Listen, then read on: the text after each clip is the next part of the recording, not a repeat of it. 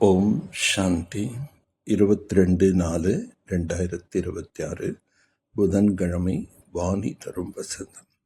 இனிமையான குழந்தைகளே, நீங்கள் பாபாவின் நினைவில் மிகச் சரியான முறையில் இருந்தீர்கள் என்றால் உங்களுடைய முகம் சதா ஜொலிக்கக்கூடிய மகிழ்ச்சி நிறைந்த முகமாக இருக்கும். எப்பொழுது தந்தையின் நினைவில் அமருகின்றீர்களோ அப்பொழுது தொழில் முதலிய அனைத்து விவகாரங்களையும் மறந்து தன்னை ஆத்மா என்று உணருங்கள். தேகம், தேக சம்பந்தங்கள் என்பது மிக பெரிய வலையாகும். அந்த வலைகளையெல்லாம் அழித்து தேக அபிமானத்திலிருந்து விடுபடுங்கள். அதாவது நீங்கள் இந்த உலகத்திலிருந்து இறந்து விட்டது போல உயிரோடு வாழ்ந்து கொண்டே அனைத்தையும் மறந்து ஒரு பாபாவினுடைய நினைவில் இருங்கள். இதுதான் அஷரீரி நிலை. இதன் மூலமாகவே ஆத்மாவில் இருக்கும் துரு நீங்கும். சுய தர்மத்தில் நிலைத்திருக்கிறீர்கள், ஆனால் யாத்திரையில் உள்ளீர்கள். இந்த யாத்திரை கற்பிக்கக்கூடிய பாபா நம்மை தன்னுடன் அழைத்துச் செல்கிறார். பாபாவினுடைய கட்டளை நினைவின் மூலம்தான் துரு என்பதாகலும். ஏனென்றால் நான் தான் பத்தீத்த பாவன் ஆவேன். நான் வருவது கூட நாடகத்தில் பதிவாகி உள்ளது. விஷ்ணுவிலிருந்து பிரம்மா ஆகுவதற்கு முழுமையாக 5000 ஆண்டுகள் ஆகின்றது. குழந்தைகள் அதிகாலையில் அமரும் பொழுது தந்தையின் நினைவில் அமருங்கள். இல்லை என்றால் மாயினுடைய புயல் வரும். தொழில் முதலானவை பக்கம் புத்தி சென்று கொண்டே இருக்கும்.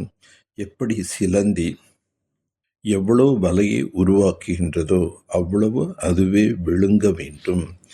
தேகத்தினுடைய சம்பந்தங்கள் எவ்வளவு உள்ளது. சித்தி, சித்தப்பா, மாமா, குரு போன்றவர்கள் உள்ளனர். எவ்வளோ பெரிய வலையாகும். அவை அனைத்தையும் தேகத்துடன் மறக்க வேண்டும். தனியான ஆத்மா ஆக வேண்டும். இந்த உலகம் முடியப் போகின்றது என்ற ஞானம் புத்தியில் இருக்க வேண்டும். பாபாவினுடைய கட்டளைப்படி நடப்பதற்கு ஆர்வம் இருக்க வேண்டும். நாம் சிவ பாபாவை நினைவு செய்துதான் உணவு உட்கொள்ள வேண்டும். அதாவது சிவ தந்தையுடன் நாம் உண்ண வேண்டும். நீங்கள் பிறருக்கு நன்மை செய்யவும் பாபாவின் அறிமுகத்தை கொடுப்பதற்கு அவசியம் முயற்சி செய்ய வேண்டும். மாயை அனைவரையும் எவ்வளோ புத்தியற்றவர்களாக ஆக்கிவிட்டது.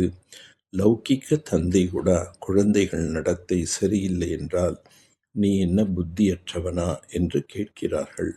ஒரே வருடத்தில் தந்தையினுடைய அனைத்து சொத்துக்களையும் அழித்து விடுகிறார்கள். அப்படிப்பட்ட குழந்தைகள் கலியுகத்தில் பிறக்கின்றார்கள்.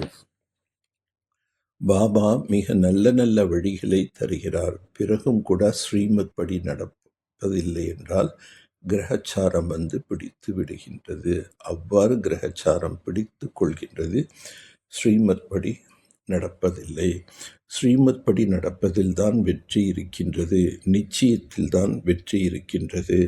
பாபா வந்து வழியை கூறுகின்றார். இதன் மூலம் நீங்கள் அரை கல்பத்திற்கு சத்தியமான கண்டத்திற்கு சென்று விடுகிறீர்கள். தன்னை தேவி தேவதா தர்மம் என்று புரிந்து கொண்டால் அழுக்கான பொருட்களை ஒருபொழுதும் உட்கொள்ள மாட்டீர்கள். பாபாவுடைய ஒவ்வொரு கட்டளையும் பின்பற்றும் போது முன்னேற்றம் என்பது நாம் அடைய முடியும். சிவபாபா என்ன கூறினாலும் அது நன்மை இருக்கின்றது. ஒருவேளை தீமை ஏற்பட்டாலும் அது நன்மையாக மாறிவிடும். ஒரு பாபாவினுடைய உண்மையிலும் உண்மையான அன்பு வைக்க வேண்டும். தந்தையின் நினைவில் இருந்துதான் உணவு உட்கொள்ள வேண்டும், சமைக்க வேண்டும். ஆன்மீக கலங்கரை விளக்காக ஆகி அனைவருக்கும் முக்தி, ஜீவன் முக்திக்கான வழிகாட்ட வேண்டும். பாபாவுக்கு சமமாக கல்யாணக்காரி ஆக வேண்டும். ஈஸ்வரிய பெருமிதத்தில் நிலைத்திருந்து ஒவ்வொரு கர்மத்தையும் பெருமை மிக்கதாக ஆக்கக்கூடிய அனைத்து குழப்பங்களிலிருந்தும் விடுபட்டவர் ஆக. சதா இதே ஈஸ்வரிய பெருமிதத்தில் இருங்கள்.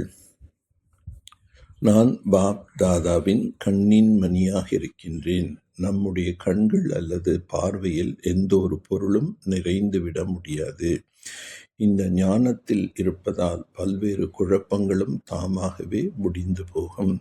எந்தவிதமான ஒரு புகாரும் இருக்காது. எந்தளவு ஒருவர் தமது பெருமையில் நிலைத்திருக்கின்றாரோ அந்தளவு மதிப்பும் அவருக்கு தானாகவே கிடைத்துவிடும். மேலும் அவரது ஒவ்வொரு கர்மமும் உயர்ந்ததாக இருக்கும். யார் தன்னுடைய அனைத்தையும் பாபாவிடம் ஒப்படைத்து விடுகிறாரோ அவரே ட்ரஸ்டி என்று கூறப்படுகிறார். உங்களது ஒவ்வொரு சொல்லிலும் இனிமை, திருப்தி, சரளத்தன்மை, புதுமை இருக்க வேண்டும். பிராமண ஆத்மாக்களின் பேச்சு சாதாரணமாக இருக்கக்கூடாது. இதுதான் மகான் தன்மை மற்றும் இதுதான் புதுமையாகும். இனிய பேச்சு, இனிய சம்ஸ்காரம், இனிய சுபாவத்தின் மூலம் மற்றவர்களின் வாயையும் இனிப்பாக ஆக்குகிறீர்கள். சதா கலைப்பற்றவர் ஆகுக மற்றும் இனிமையானவராக ஆகுக என்று வரதானங்களில் முன்னேறி பறந்து கொண்டே செல்லுங்கள். நல்லது. ஓம் சாந்தி. ஓம் சாந்தி. ஓம் சாந்தி.